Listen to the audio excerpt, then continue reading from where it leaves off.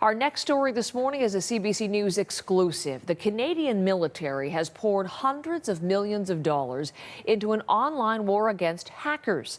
The move to protect potentially vulnerable systems follows a request from Norad, North America's Defense Command. Murray Brewster this morning has details that he obtained through access to information. Much of the civilian infrastructure the military relies on in North America runs on an old patchwork of operating systems. It's known as operational technology, and it is pre-internet technology, the kind of technology that controls valves and switches in utilities and plants.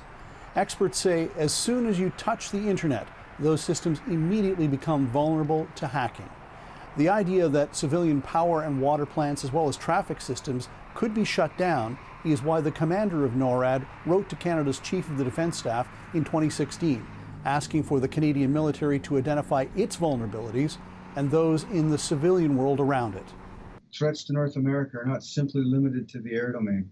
And so while the cruise missile threats are increasing to Canada and the United States by various potential adversaries, those aren't the only threats. So today we also find that there are threats in the cyber domain, in the transportation domain, in logistics. Since 2016, the Liberal government has poured hundreds of millions of dollars into cyber defense. It has set up a new cyber center to work with the private sector on vulnerabilities. But experts say you can only do so much when you're dealing with private companies.